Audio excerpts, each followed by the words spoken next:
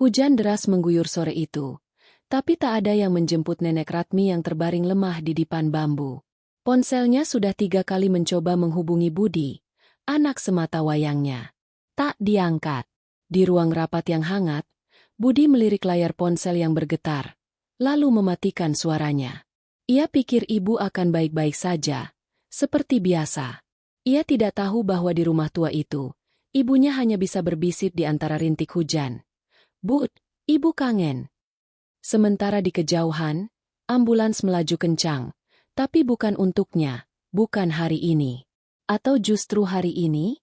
Assalamualaikum sahabatku. Salam hangat untuk kalian semua. Sebelum kita mulai, tulis di kolom komentar dari kota mana kalian menyaksikan ini.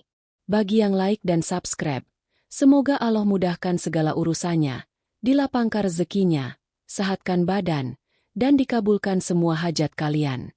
Amin ya robbal alamin. Mari kita simak kisah selengkapnya. Hujan sore itu turun tidak seperti biasanya. Rintiknya lambat tapi pasti, membasahi daun-daun jambu di halaman rumah tua peninggalan almarhum suami.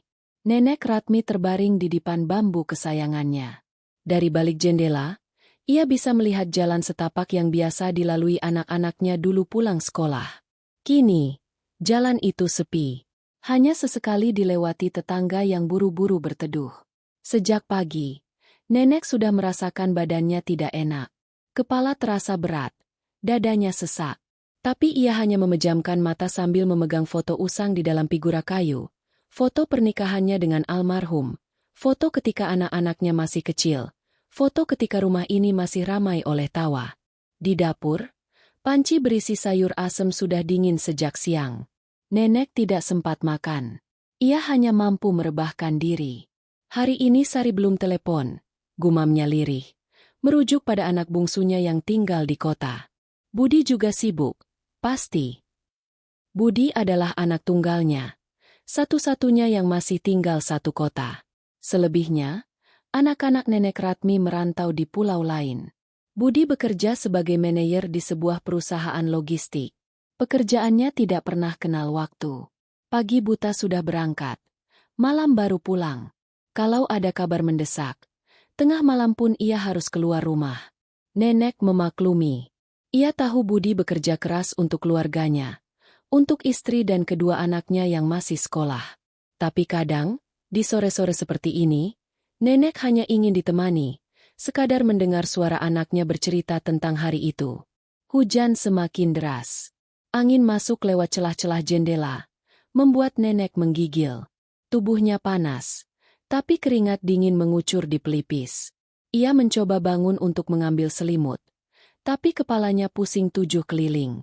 "Ya Allah, saya sakit, Budi," bisiknya lemah. Di kantornya, Budi baru saja selesai rapat. Ia melihat layar ponselnya. Tidak ada panggilan tidak terjawab dari ibu. Ia berniat menelepon. Tapi urung karena atasan memanggilnya lagi. Mungkin ibu baik-baik saja, pikirnya. Namun di rumah tua itu, Nenek Ratmi terbaring lemah di dipan bambu, ditemani rintik hujan yang semakin menjadi, dan hati yang semakin sesak, bukan hanya karena sakit, tapi karena rindu. Ia memandangi langit-langit rumah yang mulai retak dimakan usia. Dulu, saat suaminya masih ada, mereka selalu duduk berdua di teras jika hujan turun. Almarhum suka bercerita tentang masa mudanya, tentang bagaimana ia jatuh cinta pada pandangan pertama. Sekarang, hanya ada nenek sendiri, sendiri dalam kesunyian, sendiri dalam sakit, sendiri dalam rindu yang tak terucap. Ponsel di sampingnya tiba-tiba berdering. Nenek Ratmi berusaha meraihnya dengan sisa tenaga. Layar menunjukkan nama, Budi. Matanya berkaca-kaca. Ia mencoba menggeser layar untuk menjawab, tapi tangannya terlalu lemah. Panggilan itu terputus. Nenek Ratmi menangis pelan. Ia mencoba menekan tombol panggil balik, tapi jari-jarinya sudah tidak bisa digerakkan. Ponsel itu jatuh di samping bantal. Dan hujan terus turun, seolah tak peduli dengan perjuangan seorang nenek yang hanya ingin mendengar suara anaknya. Di ujung telepon, Budi menghela napas. Tidak diangkat. Mungkin ibu sedang tidur, pikirnya. Ia lalu menyimpan ponsel dan kembali ke ruang rapat. Ada target yang harus dikejar. Ada angka-angka yang harus dipenuhi. Dunia kerja tidak mengenal kata istirahat. Tapi di rumah kampung itu, waktu seolah berhenti. Nenek Ratmi hanya bisa berbisik di antara deru angin. "Bud, ibu kangen." Dan hujan seolah menjawab dengan rintik yang semakin deras.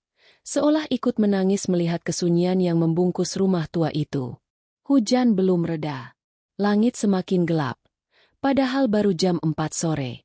Nenek Ratmi mencoba meraih ponsel jadul di atas meja kecil dekat dipannya.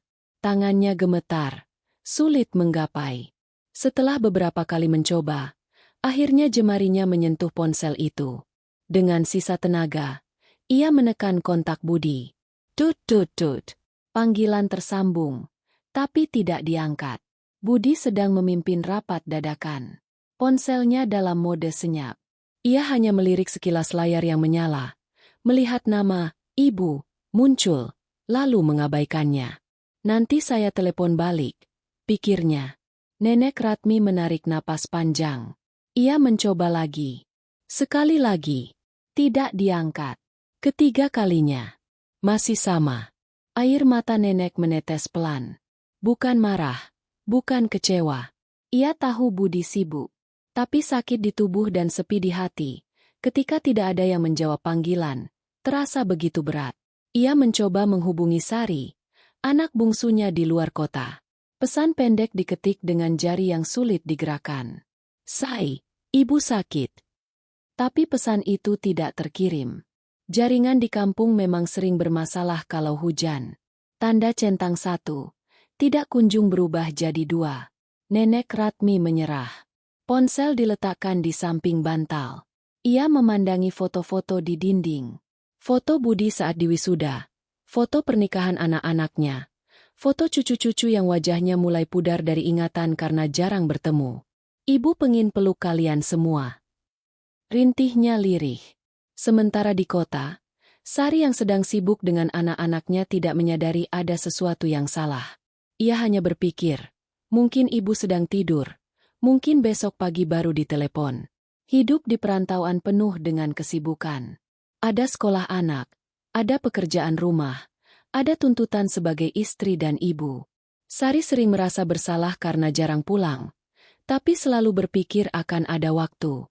Nanti kalau sudah punya uang lebih. Nanti kalau anak-anak sudah besar. Nanti, dan nanti. Ia tidak tahu bahwa kata nanti bisa menjadi kata yang paling menyesakkan jika kesempatan itu hilang. Di kantor, rapat Budi akhirnya selesai pukul 5:30. Ia keluar ruangan, melihat ponselnya, dan menemukan 3 panggilan tak terjawab dari ibu. Ada perasaan tidak enak di dadanya. Ia segera menekan tombol panggil balik, tapi tidak ada yang mengangkat. Coba lagi. Tetap tidak diangkat. Budi mulai gelisah. Ia mencoba menelepon tetangga sebelah rumah ibunya, Mak Inem, yang biasa membantu ibu kalau ada perlu. "Mak, ibu saya gimana?" "Saya telepon tidak diangkat." Tanyanya cepat. "Hujan deras begini. Saya nggak keluar, Bud. Tapi tadi siang saya lihat Mak Ratmi duduk di teras. Kelihatannya agak pucat." Jawab Mak Inem. Dada Budi berdebar lebih kencang. Ia melihat jam. Masih bisa kalau berangkat sekarang, meskipun hujan dan jalannya macet. "Istri, saya ke rumah ibu dulu. Ibu saya telepon berkali-kali tidak diangkat." Katanya pada Laras, istrinya, yang sedang menyiapkan makan malam. "Hati-hati, Pak. Sampaikan salam saya. Nanti kalau butuh sesuatu, kabari." Jawab Laras. Budi meraih kunci mobil. Hujan belum reda. Lampu-lampu kota mulai menyala. Perjalanan ke kampung ibunya biasanya 1 jam, tapi dengan hujan dan macet, bisa 2 jam. Di sepanjang jalan, Budi tidak bisa tenang. Ia teringat pagi tadi, ketika berpamitan dengan ibu lewat telepon singkat.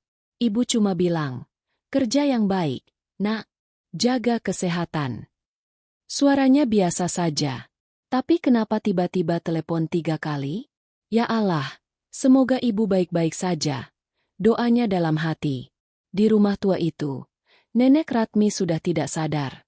Tubuhnya panas tinggi, napasnya sesak, dan ia hanya terbaring diam, ditemani suara hujan yang menderas, dan ponsel yang berdering tanpa sempat dijawab. Dalam setengah sadarnya, ia mendengar dering itu.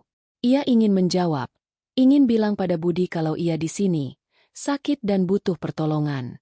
Tapi tubuhnya sudah tidak bisa digerakkan. Ia hanya bisa berbisik dalam hati. "Bud, ibu di sini, jemput ibu."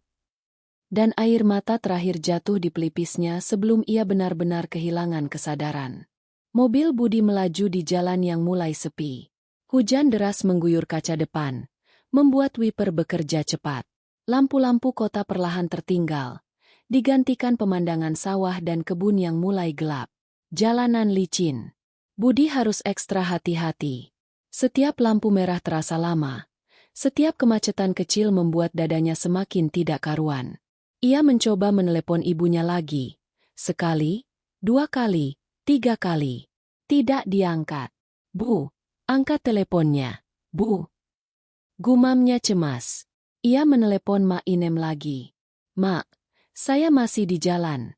Tolong dicek rumah. Ibu saya gimana?" Mak Inem yang baik hati segera bergegas ke rumah Nenek Ratmi meskipun hujan belum reda. Rumahnya hanya 2 pintu dari rumah nenek. Dengan payung seadanya, ia menyusuri jalan becek. Pintu rumah Nenek Ratmi tidak terkunci. Seperti biasa, Mak Inem mengetuk sambil memanggil, "Mak Ratmi, Mak." Tidak ada jawaban. Ia mendorong pintu pelan-pelan. Di dalam, suasana redup. Hanya lampu kecil di ruang tengah yang menyala. Mak Inem melangkah ke ruang belakang, tempat dipan bambu berada. Seketika jantung Mak Inem hampir copot. Nenek Ratmi terbaring dengan wajah pucat pasi. Napasnya tersengal-sengal. Keringat dingin membasahi seluruh tubuhnya. Mak Inem segera mendekat dan meraba dahi nenek. "Ya Allah, panas sekali. Mak Ratmi, Mak Ratmi."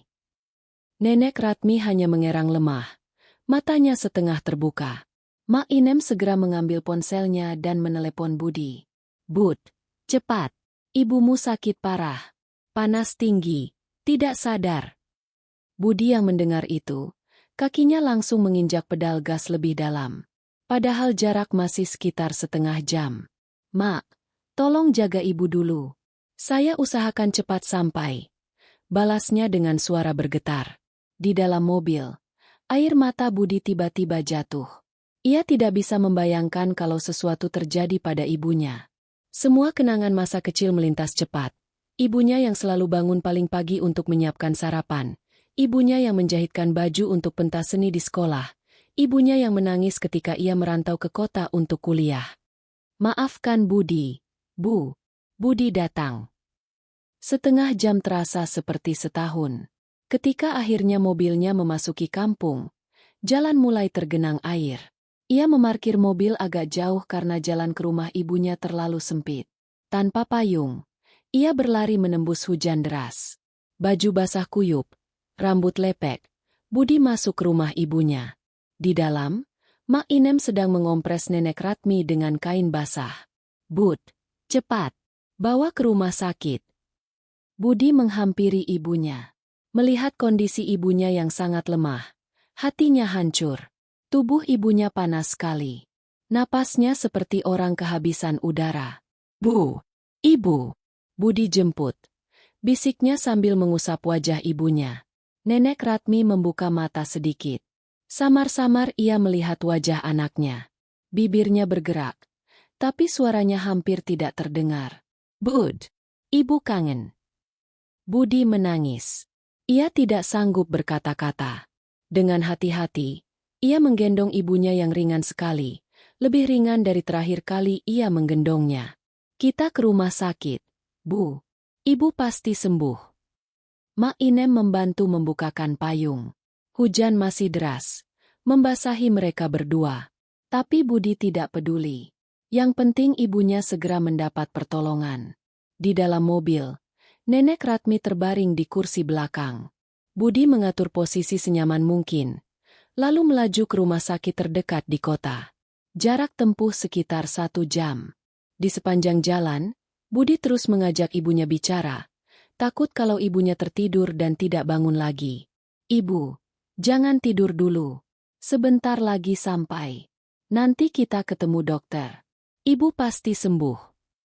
Nenek Ratmi sesekali mengerang, sesekali membuka mata dan menatap Budi. Di balik sakitnya, ada rasa lega. Anaknya ada di sini. Anaknya menjemputnya. Hujan mulai reda ketika mobil memasuki kota. Lampu-lampu jalan menyinari aspal basah. Budi terus melaju, melanggar beberapa lampu merah karena keadaan darurat. Akhirnya, rumah sakit terlihat di kejauhan. Budi segera memarkir di depan UGD, lalu berteriak minta tolong. Tolong! Ibu saya sakit. Tolong! Perawat dan dokter segera keluar dengan berancar. Nenek Ratmi dipindahkan dengan hati-hati. Budi mengikuti dari belakang. Masih basah kuyup, masih gemetar, entah karena kedinginan atau karena takut. Di pintu UGD, seorang perawat menghentikannya. Bapak tunggu di ruang tunggu. Kami akan tangani. Budi hanya bisa mengangguk. Ia duduk di kursi panjang, memandangi pintu UGD yang tertutup. Di depannya, ada jam dinding yang menunjukkan pukul 8:30 malam. Perjalanan yang panjang, hujan yang deras. Dan kini, hanya doa yang bisa ia panjatkan. Budi duduk terpaku di kursi ruang tunggu UGD. Baju basahnya masih melekat di tubuh. Tapi ia tidak peduli.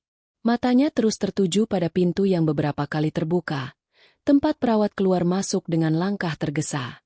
Sesekali ia berdiri, mencoba melihat ke dalam dari celah kecil.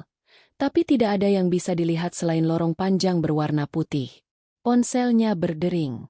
Laras, istrinya. Pak, gimana keadaan ibu?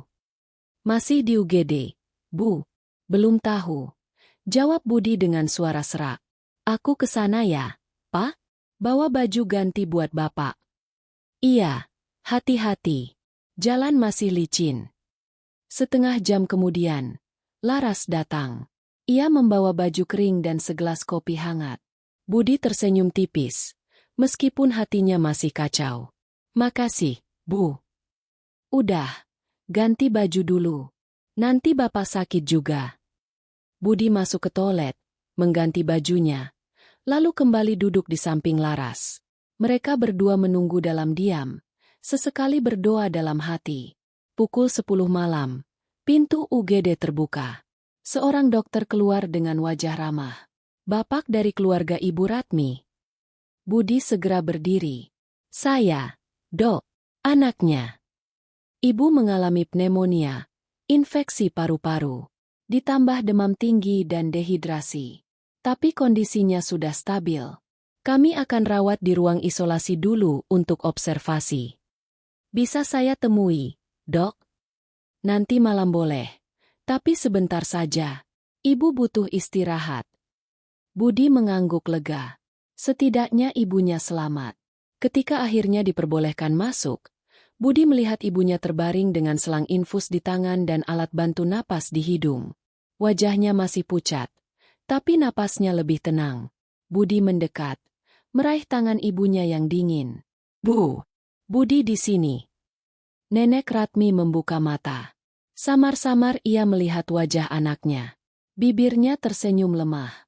Bud, ibu kangen. Budi juga kangen, Bu. Maafin Budi yang jarang pulang. Nenek Ratmi menggeliat, mengangkat tangan kirinya yang tidak terpasang infus, lalu mengusap pipi Budi. Udah, ibu ngerti. Kamu sibuk. Budi menunduk. Kata-kata ibunya justru membuat hatinya semakin perih. Ibu istirahat dulu. Besok pagi Budi balik lagi.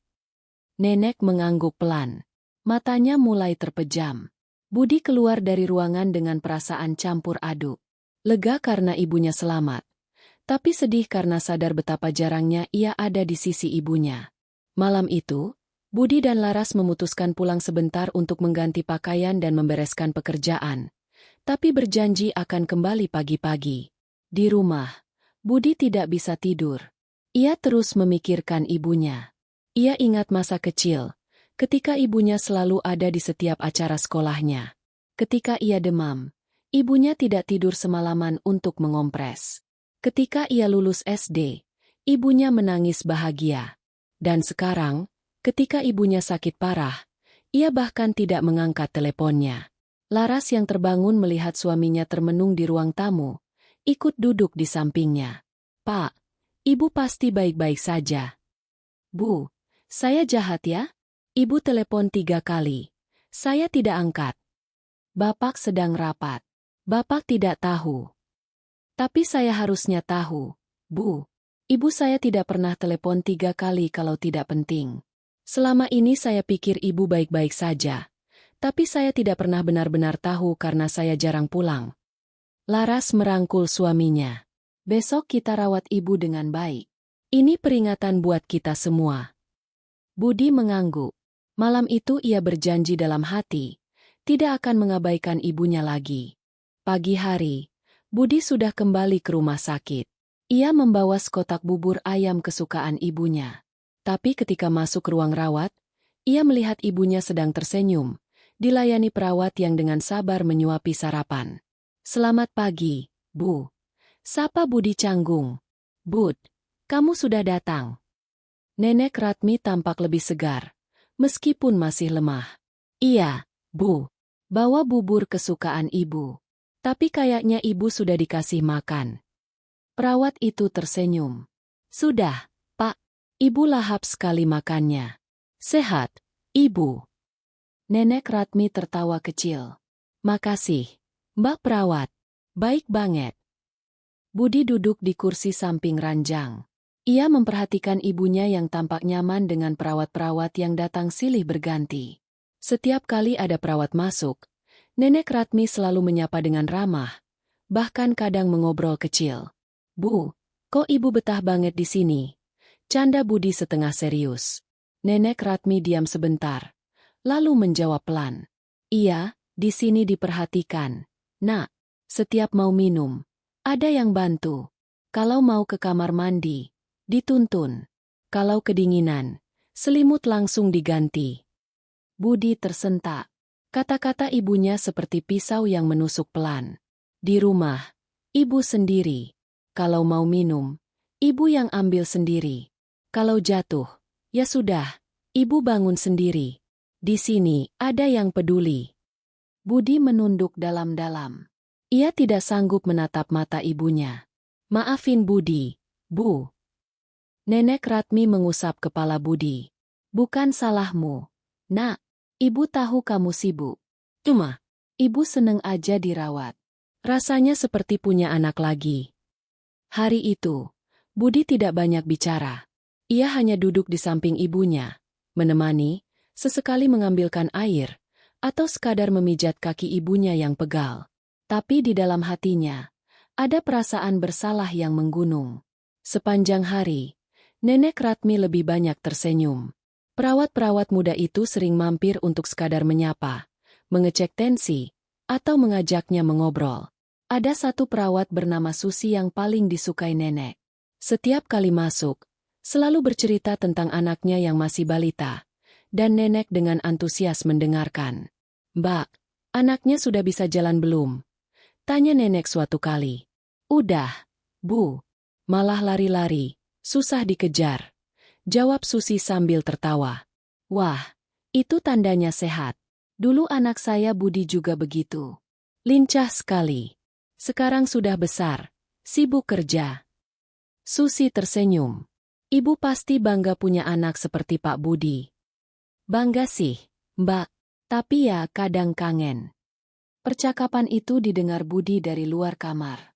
Ia baru saja kembali dari membeli air mineral.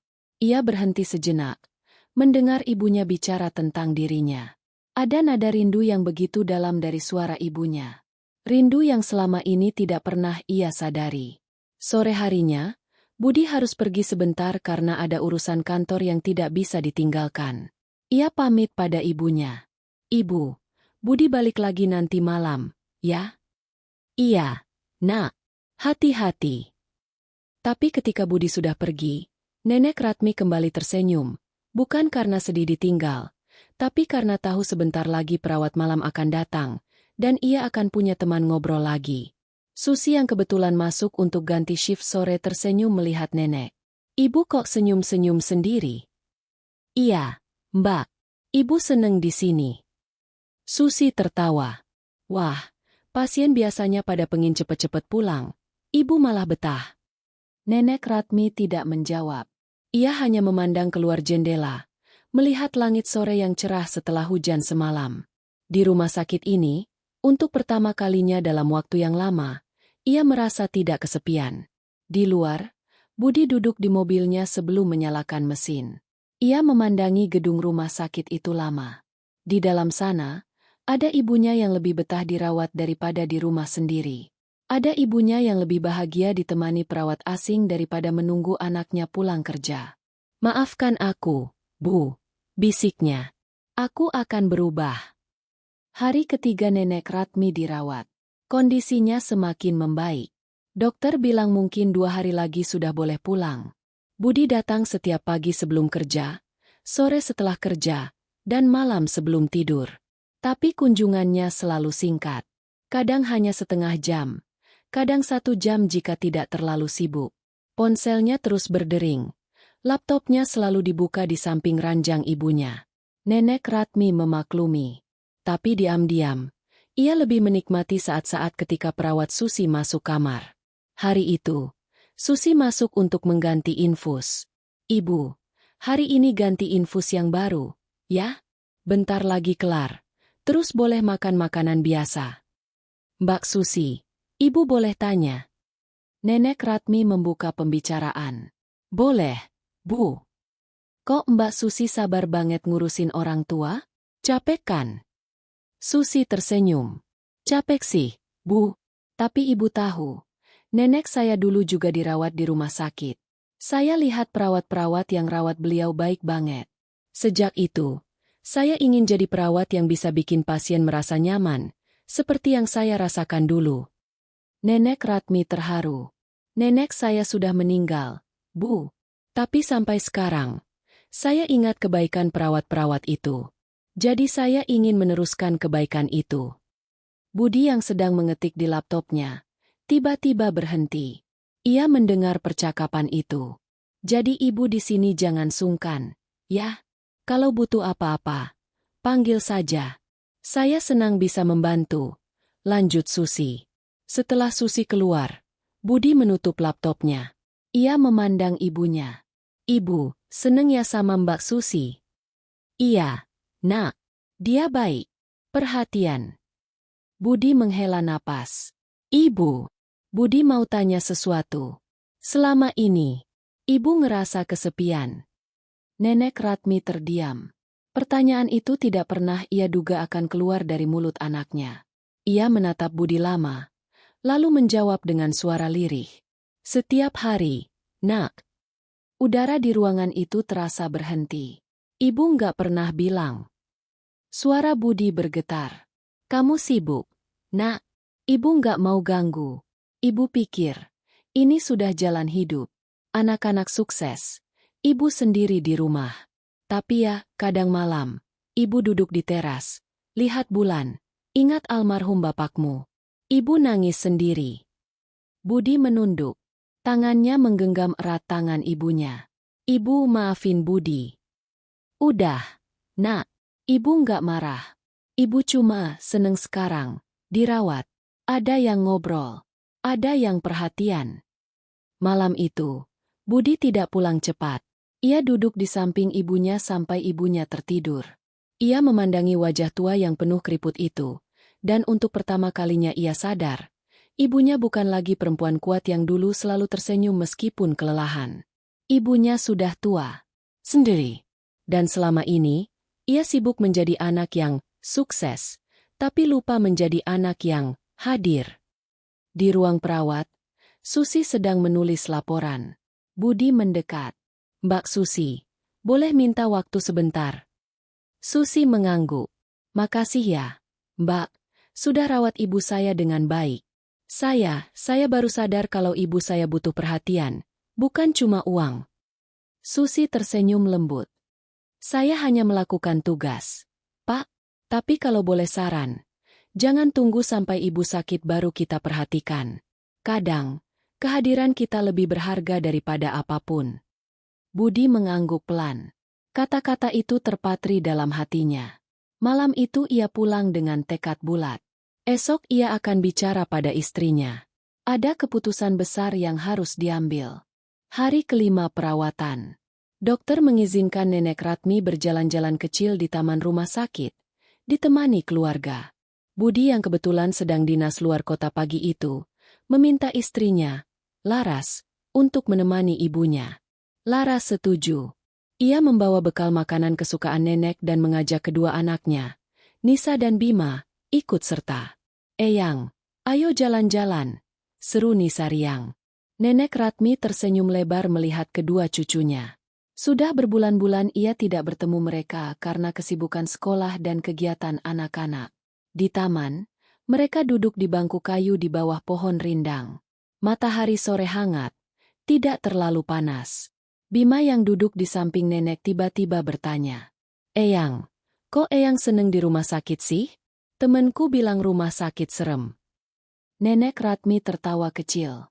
"Buat Eyang, di sini adem. Banyak teman. Ada Mbak Susi yang baik. Ada Pak Dokter yang ramah. Tiap pagi, perawat-perawat pada sapa Eyang." Laras mendengarkan dengan seksama. Ia tahu mertuanya tinggal sendiri di kampung, tapi tidak pernah menyangka bahwa ibunya merasa kesepian sampai sejauh ini. "Bu, maaf ya kami jarang jenguk," ucap Laras tulus. "Ah, Mbak Laras, kamu baik kok.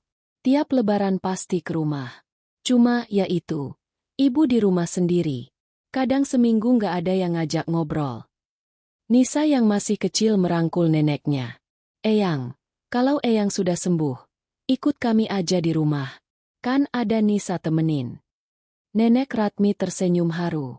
Ia mengelus rambut Nisa. "Nanti Eyang pikirin, ya."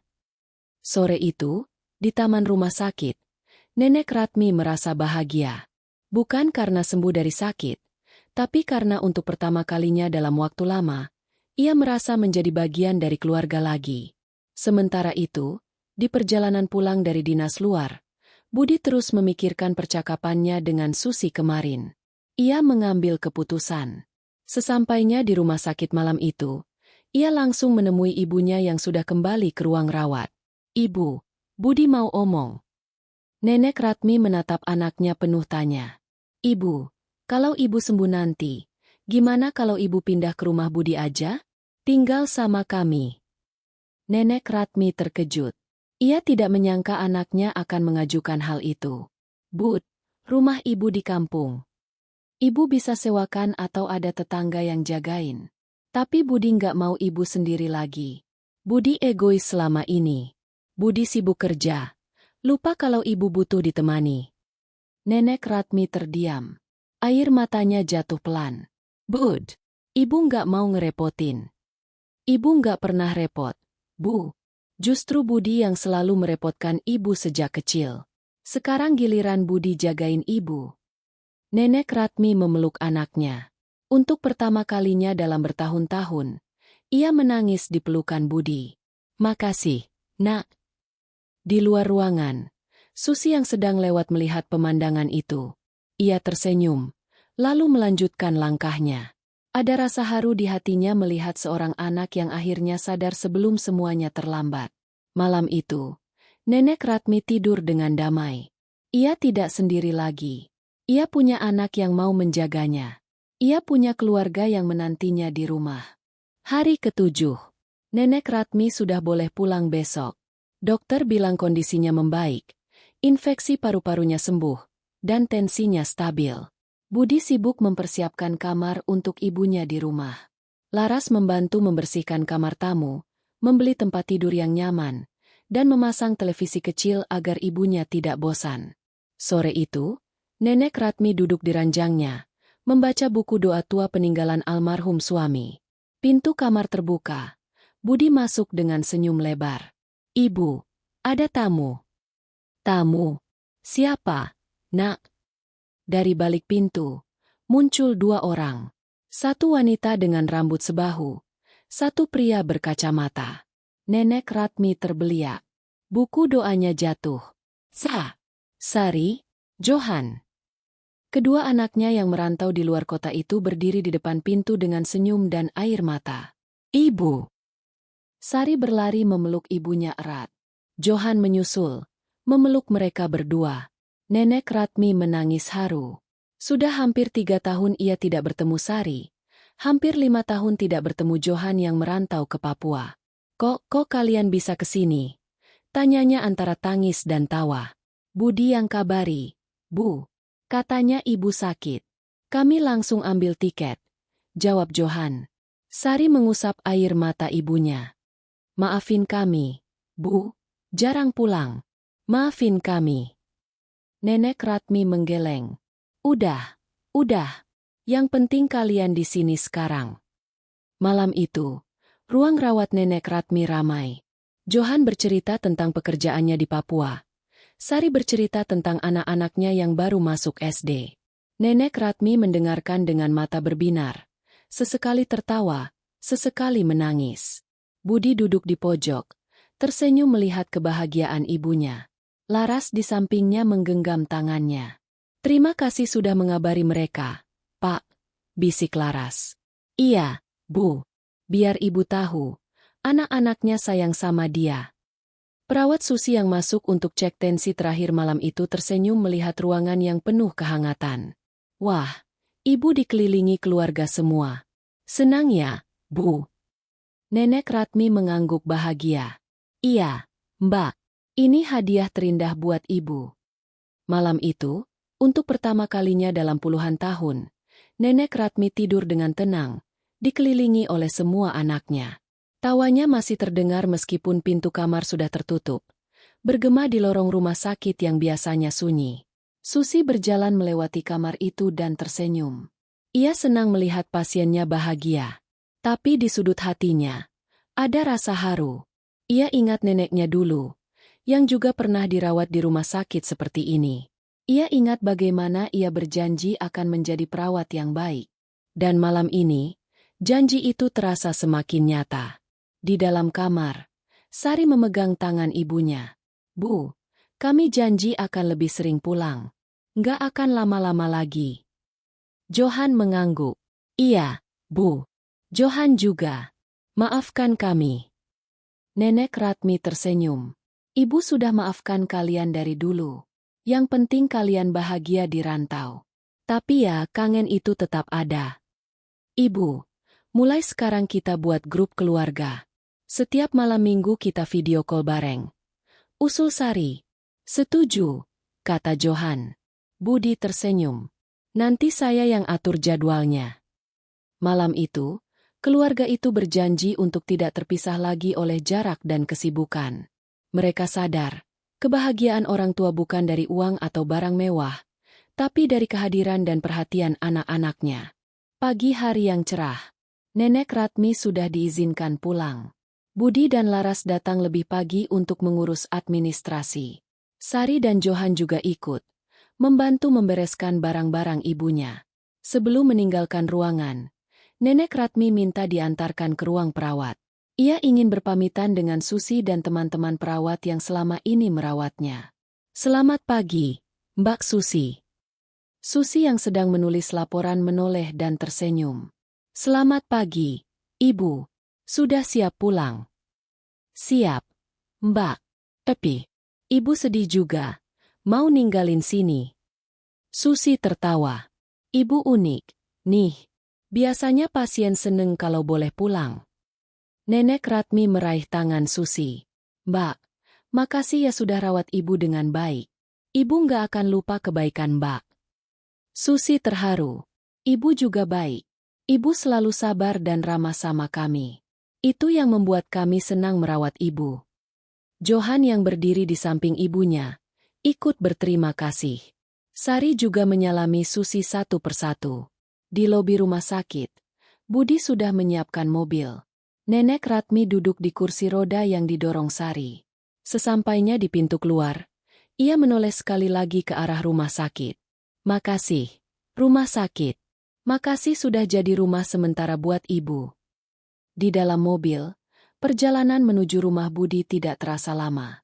Nenek Ratmi duduk di kursi belakang diapit Sari dan Nisa. Bima duduk di depan bersama ayahnya. Eyang, nanti di rumah Eyang mau ditemenin main apa? Tanya Nisa. Mau main kuis aja. Kayak di TV. Semua tertawa. Sesampainya di rumah Budi, Nenek Ratmi melihat kamarnya sudah disiapkan dengan baik. Tempat tidur baru dengan spray motif bunga, televisi kecil di sudut, dan foto-foto keluarga di dinding. Gimana, Bu? Nyaman? Tanya Budi. Nyaman. Nak. Bang. Tapi yang membuat Nenek Ratmi paling bahagia adalah ketika ia melihat ruang tamu. Di sana, semua anak dan cucunya berkumpul. Johan menyiapkan makan siang pesanan dari restoran favorit ibunya. Sari membuka kado kejutan berisi selimut hangat buatan tangannya sendiri. Nisa dan Bima berlarian membawa gambar untuk ditempel di kamar Eyang. Nenek Ratmi duduk di sofa, memandangi semuanya. Matanya berkaca-kaca. Ya Allah, ini surga dunia. Budi duduk di samping ibunya, merangkul bahu ibunya yang semakin tua. Bu, ini baru awal. Mulai sekarang, kita akan kumpul terus. Budi janji. Nenek Ratmi menyandarkan kepalanya di bahu Budi. Untuk pertama kalinya dalam waktu lama, ia merasa pulang, bukan ke rumah, tapi ke hati anak-anaknya. Malam harinya, setelah semua selesai, Budi duduk di teras sendirian. Laras menghampiri. Pak, mikirin apa? Bu, saya baru sadar. Selama ini saya kira menjadi anak baik itu dengan memberi uang, memberi fasilitas. Tapi ternyata ibu cuma butuh ditemani. Laras duduk di sampingnya. Nggak pernah terlambat untuk berubah, Pak. Budi mengangguk. Iya, Bu. Mulai besok, saya akan atur waktu lebih baik. Yang penting ibu bahagia. Di dalam kamar, Nenek Ratmi terbaring di tempat tidur barunya. Ia memandangi langit-langit kamar yang asing, tapi hatinya hangat. Esok ia akan bangun dengan keluarga di sekelilingnya. Esok ia tidak akan sendiri lagi. 1 bulan setelah Nenek Ratmi pulang dari rumah sakit. Hari Minggu pagi yang cerah. Di teras rumah Budi, Nenek Ratmi duduk di kursi goyang sambil minum teh hangat. Di sampingnya, Nisa sedang menggambar. Sesekali menunjukkan hasil gambarnya pada nenek. Eyang. Lihat, ini Eyang sama Nisa lagi jalan di taman. Nenek Ratmi tersenyum. Gambar itu sederhana, tapi membuat hatinya hangat. Di dalam, Budi sedang membantu Laras menyiapkan sarapan. Sudah menjadi rutinitas baru. Setiap minggu pagi mereka sarapan bersama. Johan yang masih di kota untuk urusan pekerjaan ikut hadir. Sari juga, sebelum kembali keluar kota minggu depan. Ibu, sarapan. Panggil Budi. Mereka berkumpul di meja makan. Ada bubur ayam, ada telur dadar, ada sambal kesukaan nenek. Nenek Ratmi duduk di kepala meja, dikelilingi anak dan cucunya. Eyang, doa dulu, kata Bima. Nenek Ratmi mengangguk. Semua menunduk, berdoa menurut keyakinan masing-masing. Setelah selesai, mereka makan bersama dengan canda tawa. Bu, minggu depan Sari balik lagi, ya? Bawa anak-anak. Kata Sari. Iya, Say. Ibu tunggu. Johan menyela. Johan juga minggu depan kesini lagi. Ada proyek baru di kota.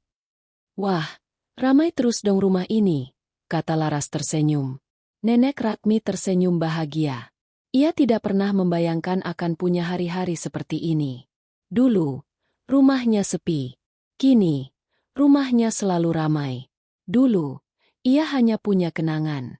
Kini, ia punya masa depan bersama keluarga. Setelah sarapan, Budi mengajak ibunya jalan-jalan di taman kompleks. Mereka berdua duduk di bangku taman, melihat anak-anak bermain.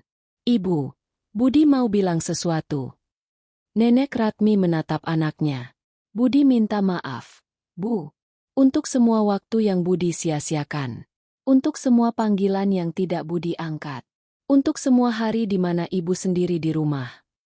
Nenek Ratmi mengusap punggung tangan Budi. Sudah, Nak, ibu sudah lupakan. Yang penting sekarang. Ibu, Budi sayang ibu. Nenek Ratmi tersenyum, matanya berkaca-kaca. Ibu juga sayang kamu. Nak, kamu anak baik. Ibu bangga. Mereka berpelukan di taman itu, di bawah sinar matahari pagi yang hangat. Sore harinya, Budi menerima telepon dari Susi, perawat yang dulu merawat ibunya. Pak Budi, saya cuma mau nanyain kabar ibu. Sehat? Alhamdulillah, Mbak. Ibu sehat. Malah tambah gemuk. Susi tertawa. Syukurlah, Pak. Saya kangen sama ibu. Ibu pasien favorit saya. Kalau Mbak Susi kangen, main ke rumah saja. Ibu pasti senang. Insya Allah, Pak.